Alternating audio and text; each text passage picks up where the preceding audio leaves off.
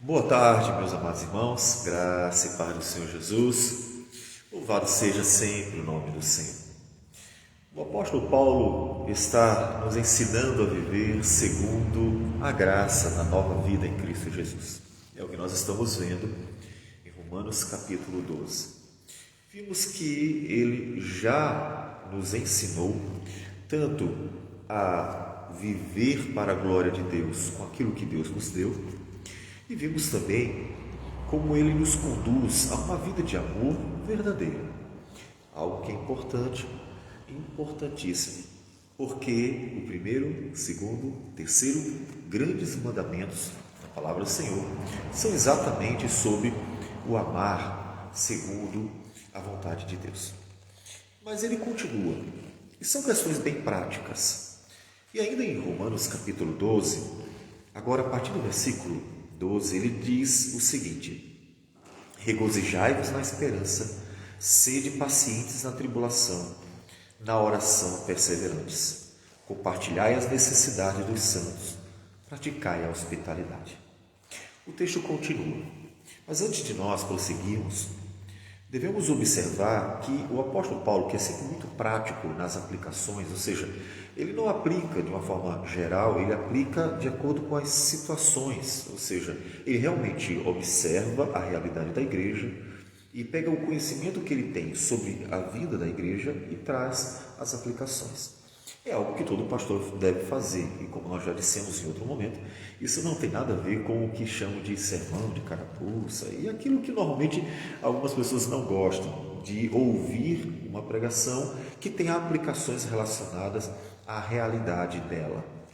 Só que o apóstolo Paulo faz isso. Coríntios, por exemplo, ele mostra para a igreja como viver para a glória de Deus diante de todas as questões que estavam sendo necessárias ali naquela igreja local.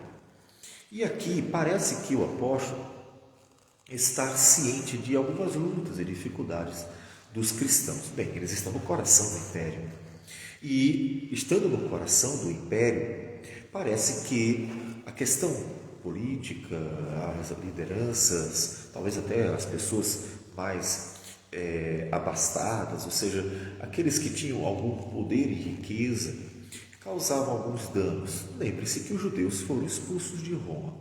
Portanto, de fato, não havia um olhar muito agradável para o cristianismo, porque o cristianismo estava muito associado ao judaísmo, principalmente no início, até porque ele nasce do judaísmo, né? Jesus era judeu. Então, só depois é que realmente começa a se fazer uma clara distinção entre judaísmo e cristianismo. No início, se entende como sendo a mesma coisa e, inclusive, se entende como sendo uma vertente, né, do judaísmo. E por que nós precisamos mencionar a possibilidade de algum tipo de sofrimento, perseguição, maus tratos, algo que esteja vindo contra os cristãos? Por causa exatamente desses dois versículos, quando ele diz: regozijai-vos na esperança. Veja que ele motiva os cristãos a estarem se alegrando no fato de que há uma esperança viva e verdadeira. Há uma esperança real, e essa é a razão para se alegrar. Porque se olharmos para o nosso dia a dia, principalmente em momentos difíceis, como nós temos visto na política brasileira, nas calamidades que têm acontecido pela região aqui, entre outros problemas, nós não temos muita razão para nos animarmos. Mas quando nós olhamos para as promessas de Deus e, portanto, para a esperança da vida eterna, para tudo que Deus reservou para nós, para aqueles que perseverarem até o fim, então nós sentimos ânimo, alegria, temos uma razão para continuarmos firmes na caminhada cristã. Então ele motiva os irmãos: olha, se regozijem na esperança e sejam pacientes na tribulação. Como Paulo está sempre falando de coisas reais na vida dos irmãos, então consideramos que as tribulações eram reais também. Então, como proceder na tribulação, na luta, na perseguição, nas dificuldades que a igreja estará no decurso dos séculos sempre vivenciando, porque ela está no mundo que jaz do maligno. O que fazer? Se regozijar na esperança, ser paciente na tribulação, e ele diz também na oração perseverante. O que significa? É que é de Deus que vem o alívio, de Deus vem o escape, de Deus vem a providência, de Deus vem a força para resistir, e assim por diante. Então, a igreja precisa perseverar na oração. Mas ele diz ainda mais: compartilhai as necessidades dos santos, praticai a hospitalidade, ou seja, e se ajudem, se cuidem. Ou seja, a igreja deveria cuidar dela mesma. Por que isso não acontece? É porque tem muito joio no meio do trigo. Ou seja, não pensemos que todos aqueles que adentram a denominações são trigo, são verdadeiros convertidos, amam de todo o coração o Senhor. Há muita gente que está ali plantada pelo maligno para perturbar mesmo e atrapalhar a vida da igreja. Afinal das contas, ter espiões criando problemas dentro de uma denominação é muito proveitoso para o maligno, que tem como propósito destruir a igreja. Então, quando você pensar nas dificuldades da igreja, lembre-se que não é por causa apenas do viver do trigo que ainda é pecador, mas é principalmente porque o maligno tem os seus ainda no meio da cristandade. Mas o que a igreja deve fazer nessas lutas? Se ajudar. Compartilhe as necessidades, ajude, carregue o fardo do outro, vai ajudando o outro a viver. Quando os cristãos se fortalecem humildemente, piedosamente, edificando na palavra, buscando a vontade do Senhor, quando os cristãos são bênçãos para os outros, em vez de estar criando problema, tantas vezes movidos sem perceberem por pessoas mal intencionadas, em vez de estarem criando problema, eles se ajudam, se abençoam e conseguem vencer as lutas da vida. E aí, a partir daí, você percebe que alguma coisa havia ou estava acontecendo quando ele, na sequência, menciona a necessidade, a importância do cristão entregar tudo nas mãos de Deus. Ele já havia dito, na oração persevere. Só que o apóstolo Paulo agora é mais detalhista e prático, ou seja, ele mostra um exemplo de como proceder dentro da situação. Colocar diante de Deus todas as causas que aparecem em nossas vidas. Ele diz assim a partir do versículo 14: abençoai os que vos perseguem, abençoai e não amaldiçoeis. Alegrai-vos com os que se alegram, chorai com os que choram. Tende o mesmo sentimento uns para com os outros, em lugar de serdes orgulhosos. Condescendei com o que é humilde. Não sejais sábios aos vossos próprios olhos. Observe vários detalhezinhos. Ele menciona uma série de questões, como, por exemplo, não estar indo atrás de criar problema para os outros, abençoai, não amaldiçoeis, se alegrar com os que se alegram e chorar com os que choram, ou seja, estar ao lado, ser empático, para que o outro sinta na empatia uma motivação, um ânimo, um auxílio, um porto seguro na dificuldade, e estar de fato atento à necessidade de resistir ao orgulho, mas também de ajudar aquele que está sendo humilde. E então buscar no Senhor direção, não sendo sábio aos próprios olhos. Ou seja, reconhecer que Deus é que sabe o melhor caminho por onde que devemos andar. Então observe que todos esses detalhes são importantes na vida diária, mas principalmente quando nós estamos vivendo dias de lutas, dias de tribulações ou perseguições, dias difíceis, de uma forma geral. E então, quando se trata de relacionamento, ele diz, versículo 17, não torneis a ninguém mal por mal, esforçai-vos por fazer o bem perante todos os homens. Se possível, quanto depender de vós, tende paz com todos os homens. Não vos vingueis a vós mesmos, amados, mas dai lugar à ira, porque está escrito, a mim me pertence a vingança, eu é que retribuirei, diz o Senhor. Pelo contrário, se o teu inimigo tiver fome, dá-lhe de comer, se tiver sede, dá-lhe de beber, porque fazendo isto, amontoarás brasas vivas sobre a sua cabeça. Não te deixes vencer do mal, mas vence o mal com o bem. Observe que todos os detalhes do que Paulo está ensinando nos mostram que havia algum tipo de problema. Pessoas estavam incomodando. Então, ele diz assim, olha, é difícil, né? Mas perseverem, sejam firmes, orem, coloquem diante do Senhor, sejam bênção, sejam empáticos com os que estão precisando de ajuda. E ele dá uma série de ensinos para que a igreja esteja firme, forte e capaz de resistir à perseguição, às lutas que estão vindo sobre ela. E quando se trata de o que fazer com aqueles que estão nos fazendo mal, aí ele nos diz, olha, coloca nas mãos de Deus, não se vingue. As pessoas têm o hábito de se vingar. Na Bíblia, nós aprendemos que a vingança é desmedida, inclusive desde Lameque. Lameque diz que matou 2 homens porque de alguma forma machucaram ele.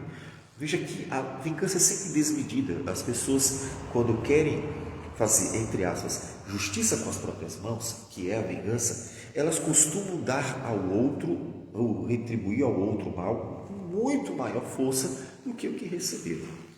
Então, o que fazer? Coloca nas mãos de Deus. Não seja sábio aos seus próprios olhos.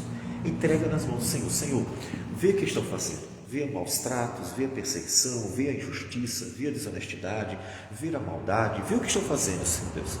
E então, livra e ao mesmo tempo que o Senhor mesmo retribua. Então ele diz para colocarmos na mão de Deus. É quando ele diz, dai lugar à ira, porque está escrito, a mim me pertence a vingança, eu que retribuirei, diz o Senhor.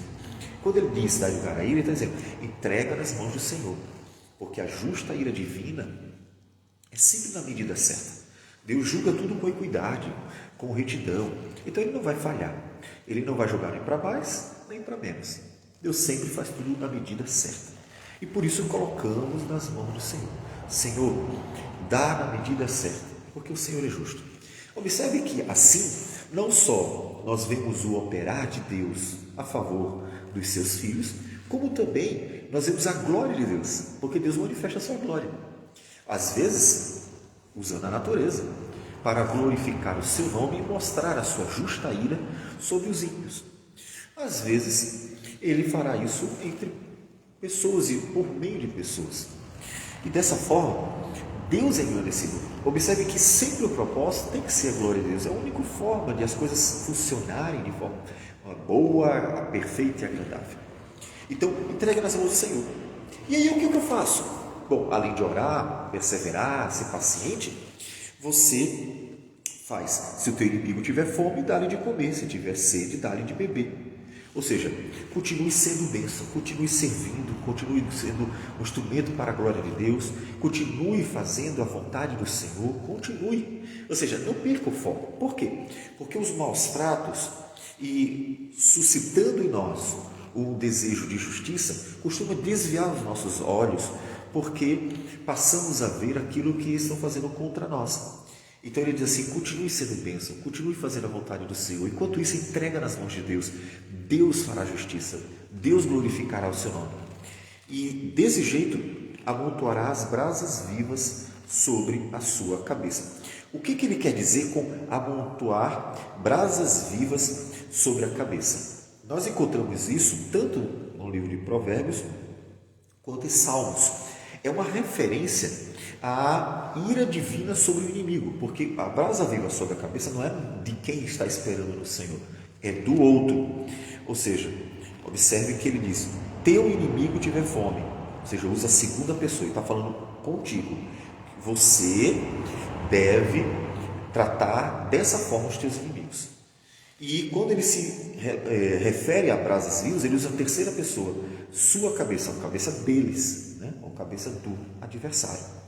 Ou seja, você continuando sendo bênção, enquanto os inimigos são maus, perversos e continuam perseguindo, a ira de Deus aumenta sobre eles. A ira de Deus fica maior sobre eles. Então continue perseverando, porque o próprio Deus vai pedir contas, porque é contra Deus que eles estão pecando, com tudo o que eles estão fazendo, seja lá o que for. Afinal, injustiça, desonestidade e outras coisas mais, qualquer tipo de maldade é pecado contra Deus. Então, persevere e continue glorificando o nome do Senhor. Assim, não te deixes vencer do mal, mas vence o mal com o bem. Ou seja, vamos vencendo a maldade das pessoas contra nós por meio da bondade divina. Não é que nós vamos favorecer ou considerar que seja bom a maldade deles. Não, continuamos olhando a maldade como maldade, a injustiça, a desonestidade como desonestidade.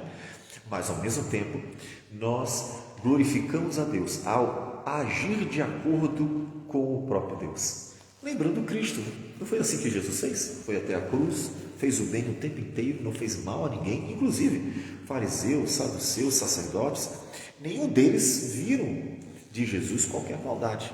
Ele continuou fazendo o que é bom e tudo ficou nas mãos do Senhor. Dessa forma, veja que nós mostramos a glória do próprio Cristo, que sempre foi bom, mesmo diante dos seus adversários.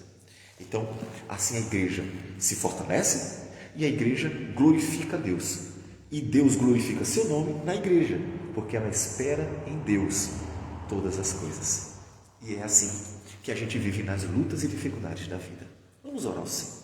Senhor Deus amado, bendito o teu nome. Te damos graça, te louvamos, te bendizemos, agradecemos por tudo. E pedimos que nos dê perseverança, paciência, para continuarmos firmes em oração, esperando no Senhor, porque o Senhor é bom e as tuas misericórdias duram para sempre, e o Senhor é reto, justo e sempre tratará tudo com justiça.